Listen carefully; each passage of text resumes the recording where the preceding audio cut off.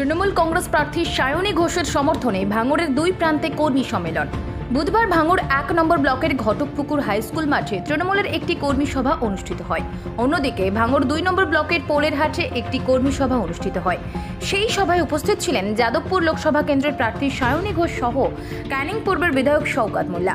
আর সভা থেকে নিজের দলের নেতাদের হুঁশিয়ারি দেন শওকত। তিনি বলেন, যে দুই একটা নেতা আছে পিছন থেকে ছুরি মারার চেষ্টা করছে, যদি প্রমাণিত হয় সুদে আসলে কড়ায় গন্ডায় বুঝে নেব, এটা যেন মাথায় থাকে। এভাবে কর্মী সভা থেকে হুঁশিয়ারি দেয় শওকত মোল্লা। দু একটা নেতার নাম না করে দলের হয়ে এবং ওই সভাতে প্রায় ২০ জন আইএসএফ নেতা ও কর্মী তারা আইএসএফ ছেড়ে যোগ দেয় তৃণমূলে। ওই দিনে পোলেরহাটে ৫০ জন আইএসএফ কর্মী যোগ দেয় তৃণমূলে বলে দাবি করেন শওকত মোল্লা। দল বদলের বিষয় না, ভাঙড়ের মানুষ এইটুকু বুঝতে পেরেছে যে পিছনের দরজা দিয়ে যারা বিজেপিকে ভাঙড়ে ঢোকাতে চেষ্টা করছে এটা তার প্রতিফলন, যার ফলে আজকের জমি রক্ষা কমিটি বলুন বা আইএসএফ থেকে বলুন, হাজারে হাজারে সাধারণ নাগরিক যারা ভাঙড়ের তারা বিষয়টা উপলব্ধি করে আমাদের দলে একের পর এক যোগদান করছে। আমরা তাদেরকে আমাদের দলের পক্ষ থেকে, মমতা বন্দ্যোপাধ্যায়, অভিষেক বন্দ্যোপাধ্যায়ের পক্ষ থেকে স্বাগত জানাচ্ছি। পঞ্চায়েত ভোটে যেভাবে আইএসএফের একটা প্রেশার লক্ষ্য করা গেছে, লোকসভা ভোটে সেটা লক্ষ্য করা যাচ্ছে না, আপনারা সেটা দাবি করছেন, এটা কি শুধুমাত্র শওকত মোল্লার কারিশমা? মোটেই নয়, সমস্ত কারিশমা মমতা বন্দ্যোপাধ্যায়, অভিষেক বন্দ্যোপাধ্যায়। আমরা তো সৈনিক মাত্র, এবং ভাঙড়ের মাটিতে যে ঝড় উঠেছে, তুফান উঠেছে, এই তুফানে এখানে সিপিএম বলো, আইএসএফ বলো, বিজেপি বলো, খড়কুটোর মতো উড়ে যাবে, তাদের অস্তিত্ব থাকবে না। এটা আপনারা আর কয়েকদিনের মধ্যে প্রমাণিত হবে। এবং আমি মনে করি ভাঙড়ের মানুষকে শুধু এইটুকু আমি অভিনন্দন জানাবো, তাদের যে সহযোগিতা আমরা পাচ্ছি, সহানুভূতি পাচ্ছি, তাদের দোয়া, আশীর্বাদ, সালাম সব কিছু যেভাবে আমরা পাচ্ছি, আমাদের প্রার্থী পাচ্ছে, আমরা মনে করি স্বাধীনতার পর সবচাইতে বেশি ভোটে এই ভাঙড় থেকে তৃণমূল কংগ্রেস জিতে। এই পোলেরহাটে তো এর আগেও একটা এমন জনসভা হচ্ছে, বিশাল জনসমর্থন পেয়েছিলেন, প্রচুর লোক ছিল, আবারও পোলেরহাটেই কেন? দেখুন, আমাদের এর আগে একটা কর্মসূচি হয়েছে, আপনারা জানেন, গত কয়েকদিন আগে আমরা সোনপুর থেকে খন্ডেরপোল করেছিলাম। মাঝখানে একটু গ্যাপ, পাবলিক নেই বলে আমরা সেদিন পোলেরহাট পর্যন্ত করার কথা ছিল, এই এলাকার মানুষের দাবি ছিল।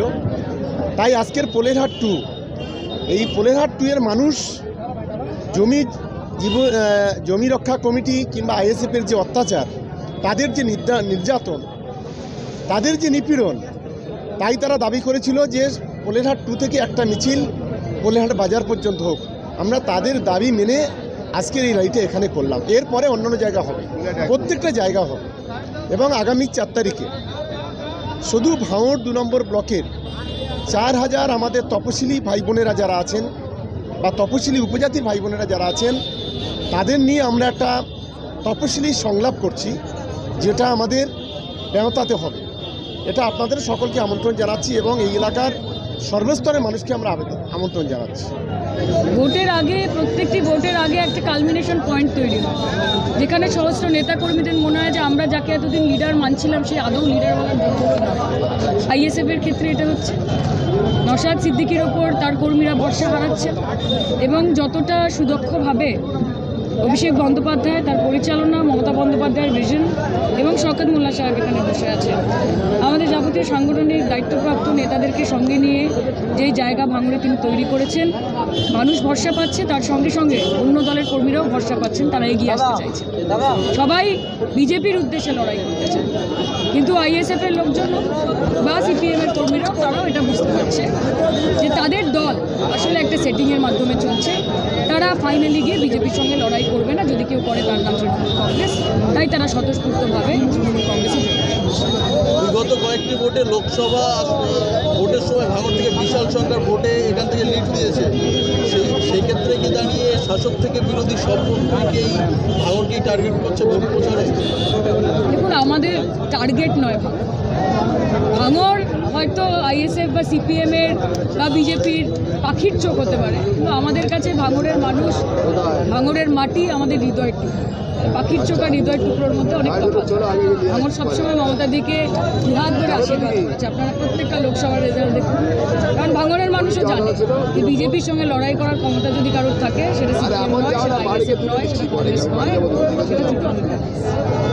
আপনার এই কোলাঘাটের পাশেই আপনার প্রতিপক্ষ বামফ্রন্টের প্রার্থী সুজন ভট্টাচার্য তিনি একটি ভোট প্রচারে এসেছিলেন, সেখানে দাবি করছেন যে ভাঙড় তাদের স্বপ্ন ঘাঁটি। কি বলবেন? যে কয়েকদিন আগে আইএসএফ এর কর্মীদের এবং সমর্থকদের বলছিলেন যে দয়া করে আপনার ভোটটা আমাকে দেবেন। সপ্তঘাটি সৃজন বলতে হয়। আজকে ওদের জোট ছিল, জোট এখন ফোট হয়ে গিয়ে কি হয়েছে আমি জানি না। সৃজন বা সিপিএম যথেষ্ট চাপে আছে, আইএসএফও ততোধিক চাপে আছে। আজকে কখন কি বলছে মাথা ঠিক নেই। প্রচারে তো বলছেন খেলা হবে, কিন্তু ভোটের রেজাল্টে কি হবে শেষ?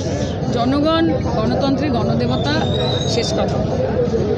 আমরা মনে করি যে 4 তারিখ 4 জুন গোটা পশ্চিমবঙ্গ জুড়ে শুধু সবুজ হবে।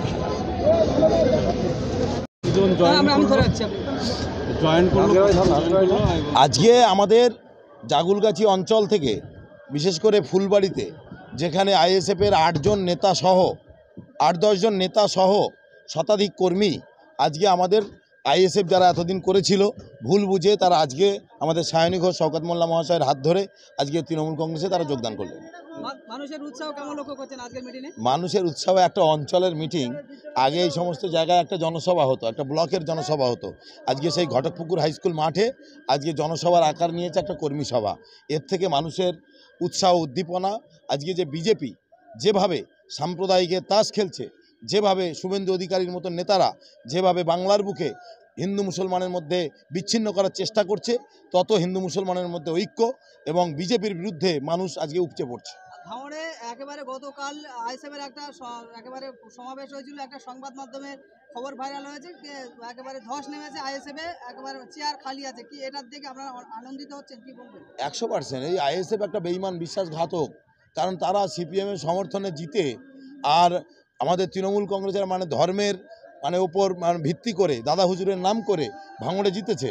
জেতার পরে আর বলছে বলে আমি আর জোটে ফোটে নেই, আমি একা বড় ক্ষমতাধর হয়ে গেছে, তো ওই জন্য ভাঙড়ের মানুষ ক্ষমতা ওদের বুঝিয়ে দিচ্ছে, ওদের এখন চাটায়ার লোক থাকবে না, নিশ্চিত থাকবে। বলছেন লড়াই যখন করবেন সেখানে সুজন বিকাশ বাবুদেরকে ডাকবেন, লড়াই স্লোগান দেন, সেই স্লোগানে তাদেরকেও ডাকবেন যে সামনের সাথে আপনারা লড়াই করবেন। হ্যাঁ, ওই সমস্ত কথা বলে আর চিঁড়ে ভিজবে না। ভাঙড়ের মানুষ বুঝে গেছে। আজকে আমাদের গালাগাল দিতে হচ্ছে না ওদের আর। তৃণমূল কংগ্রেস কারো গালাগাল দেয় না, কিন্তু আজকে সিপিএমরাই ওদের গালাগাল করছে।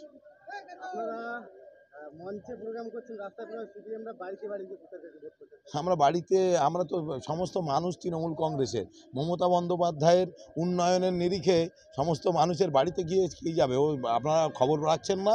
বাড়িতে গেলে মা বোনেরা তারা ঝাঁটা নিয়ে দাঁড়িয়ে আছে। লক্ষ্মীর ভাণ্ডার এবং বাংলার উন্নয়ন মমতা বন্দ্যোপাধ্যায় দেবে, আর এই ভোটের চাওয়ার জন্য, রাজনীতি করার জন্য বাড়ি বাড়ি যাবে, এই ধরনের বাড়ি যেতে পারছে না। কয়েকটা বাড়ি যাচ্ছে, সব ছবি তুলছে। ভাঙড়ে হাজার হাজার বাড়ি রয়েছে, কটা বাড়ি যাচ্ছে?